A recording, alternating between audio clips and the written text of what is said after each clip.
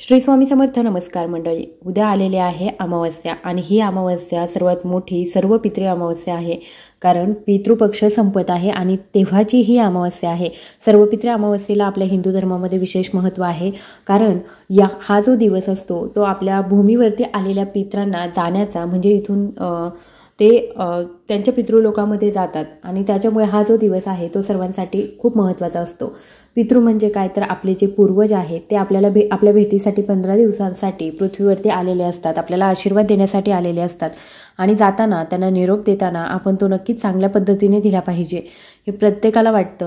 पण बऱ्याच जणांचं काय झालं माहिती आहे का, जेव्हा पितृपक्ष होता तेव्हा काहीतरी प्रॉब्लेम्स असल्यामुळे त्यांना पितरांची सेवा करता आली नाही. तर अशा व्यक्तींनी पितरांची सेवा जी आहे ती सर्व पितृ अमावस्येला केली तर तिचं पुण्यफळ हे अधिकाधिक मिळतं. म्हणून सर्व पितृ अमावस्येला आपण ही सेवा जी आहे, ज्या कोणत्या सेवा तुम्हाला करणे शक्य होईल त्या सेवा करा. तुम्ही जर पितरांसाठी जेवण बनवलेलं नसेल, नैवेद्य दाखवलेला नसेल तर तो नैवेद्य तुम्ही त्या दिवशी दाखवा. त्याचबरोबर सर्व पितृ अमावस्येच्या दिवशी आपल्याला काही गोष्टी ज्या आहेत त्या खायच्या नाहीत. तर त्या कोणत्या आहेत, काही नियम आहेत ते पाळायचे आहेत.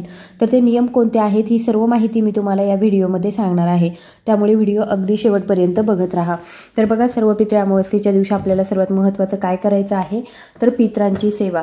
तर आता आपले पितृ जे आहेत ते या दिवशी पितृलोकामध्ये जातील आणि त्यांच्या सेवेसाठी सर्वात प्रथम सकाळी उठल्यानंतर आंघोळ करायची आणि आंघोळ झाल्यानंतर आपण आपल्या मुख्य द्वारावरती पितरांसाठी थोडंसं पाणी शिंपडायचं आहे. हे पाणी का शिंपडलं जातं तर बघा, असं म्हणतात की पितृलोकामध्ये पाणीसुद्धा नाही आहे आणि पितृ जे आहेत आपले पूर्वज जे आहे ते पाण्यासाठी तडफडत असतात किंवा तळमळत असतात आणि जेव्हा तुम्ही त्यांना पाणी देतात किंवा त्यांच्यासाठी अगदी पाणी भरून ठेवतात तर ते सूक्ष्म स्वरूपामध्ये येऊन ते पाणी जे आहे ते ग्रहण करत असतात आणि हे पाणी ग्रहण केल्यामुळे ते तृप्त होतात, त्यांना मोक्षप्राप्तीसुद्धा होते, त्यांचे शुभाशीर्वाद आपल्याला प्राप्त होतात.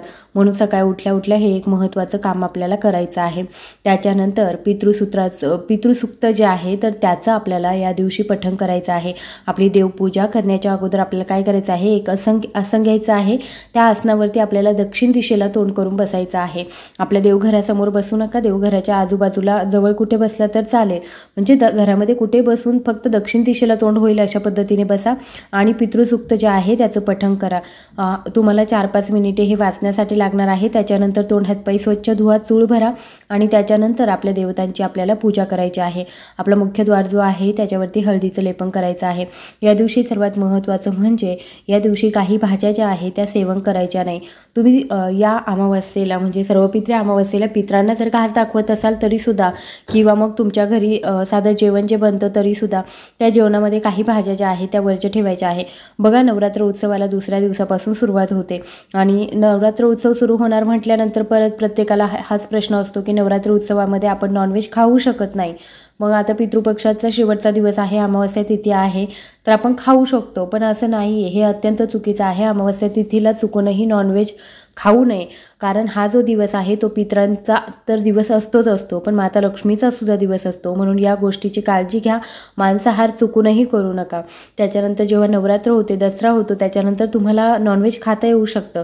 पण सध्याच्या काळामध्ये हा जो वेळ आहे म्हणजे पितृपक्ष असेल किंवा सर्व पितृ अमावस्या असेल आणि मग येणारी नवरात्र असेल तर या कालावधीमध्ये आपण नॉनव्हेज जे आहे ते खायचं नाही.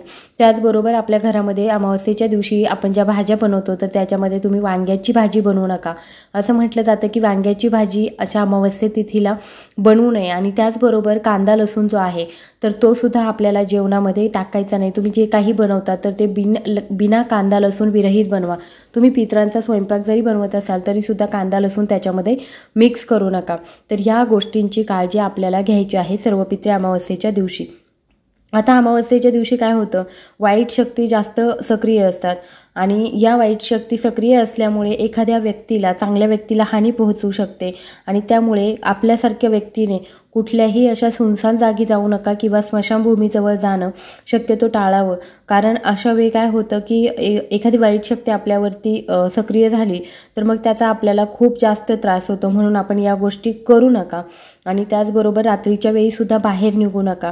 काळ्या रंगाचे कपडे परिधान करू नका कारण ते कलर जो आहे तो नकारात्मक ऊर्जा जो आहे तो पसरवत असतो. या दिवशी केसांना मालिशसुद्धा केली जात नाही. बऱ्याच ठिकाणी केससुद्धा विंचरले जात नाही. आता तुमच्याकडे जसं असेल तशा पद्धतीने तुम्ही करू शकता. आपल्याकडे केस विंचरले जातात पण मालिश वगैरे करणं जे आहे ते बंद ठेवलं जातं. या दिवशी मद्य, मांस, मासे इत्यादींचं सेवन करू नये. यामुळे बऱ्याच गोष्टींमध्ये आपल्याला हानी पोहोचते असं सुद्धा सांगितलं जातं. आणि त्याचबरोबर या दिवशी घरामध्ये शांतता राखा. कोणत्याही प्रकारच्या भांडणामध्ये अजिबात सहभागी होऊ नका. एखादी व्यक्ती जर स्वतःहून आपल्याकडे भांडण्यासाठी येत असेल तर त्या व्यक्तीसोबत भांडू नका, बोलू नका. कारण हा जो दिवस आहे तो भांडण्याचा दिवस नाही आहे. कारण या दिवशी तुम्ही ज्या काही गोष्टी कराल तर त्यांचा नक्कीच आपल्यावरती वाईटच परिणाम होणार आहे. आणि अमावस्या तिथीला आपलं स्वतःचं मानसिक संतुलन जे आहे ते थोडंसं बिघडलेलं असतं, थोडंसं विचित्र असतं, थोडंसं वेगळं असतं. आणि त्याच्यामुळे त्याचा त्रास जो आहे तो समोरच्या व्यक्तीलाही जास्त होतो आणि आपल्यालाही जास्त होतो. आणि असा त्रास होऊ नये म्हणून अमावस्या तिथीला जरा बोलणं जे आहे ते कमी करा या दिवशी. म्हणजे थोडक्यात काय की या दिवशी घरामध्ये शांतता राखा, कुटुंबामध्ये शांतता राखा. हा जो दिवस आहे तो शुभ कार्य किंवा वैवाहिक कार्य जे आहे ते करण्यासाठी नसतो, म्हणून शुभ कार्य आणि वैवाहिक कार्य या दिवशी करू नका. कोणत्याही प्रकारची खरेदीची कामंसुद्धा या दिवशी तुम्ही करू नका. पित्रांना ही तिथी समर्पित असते, सर्व पितृ अमावस्या असते आणि या दिवशी पित्रांना नैवेद्य दाखवून दान वगैरे अशी कामे केली जातात. म्हणून ही कामे महत्त्वाची आहेत आणि ती तुम्ही करा. दान जे काही कराल तुम्ही त्याच्यामध्ये तुम्ही काळे तीळ आवर्जून टाका. कारण पित्रांचा नैवेद्य जो आहे सर्वात महत्त्वाचा नैवेद्य तो म्हणजे काळे तीळ आहेत, म्हणून त्याच्यामध्ये काळे तीळ नक्की टाका. या दिवशी अहंकार आणि रागाला थारा देऊ नका. या दिवशी अहंकार टाळा. स्वतःच्या फायद्यासाठी कोणत्याही असहाय्य व्यक्तीला आपण त्रास देऊ नये असं सुद्धा सांगितलं जातं अमावस्या तिथीला. त्याचबरोबर काही गोष्टी जर तुम्हाला घटस्थापनेसाठी काही गोष्टींची खरेदी करायची असेल तर ती तुम्ही एकतर घटस्थापनेच्या दिवशी करा किंवा मग त्याच्या अगोदरच्या दिवशी म्हणजे अमावस्येच्या अगोदरचा जो दिवस आहे तर त्या दिवशी तुम्ही करू शकता. नाहीतर मग तुम्ही अमावस्येमध्ये जे आहे तर तेल खरेदी करू नये. देवांच्या कोणत्याही वस्तू ज्या आहेत त्यासुद्धा खरेदी करू नये असं सांगितलं जातं. मग तुम्हाला घटस्थापनेसाठी ज्या ज्या गोष्टी घ्यायच्या आहेत तर त्या तुम्ही एकतर अगोदर घेऊन ठेवा किंवा मग ज्या दिवशी घटस्थापना आहे त्या दिवशी सकाळी लवकर जाऊन जर तुम्ही या वस्तू घेऊन ठेवल्या तरीसुद्धा हरकत नाही. पण काळजी घ्या या गोष्टींची की शक्यतो आपल्याला अमावस्येमध्ये आपल्याला या गोष्टी घ्याव्या लागणार नाहीत. त्याचबरोबर अमावस्या तिथी जी आहे त्या दिवशी घराची संपूर्ण स्वच्छता करा. बरेच जण जे आहे ते नवरात्रीचे घरं जे आहेत ते आवरतात.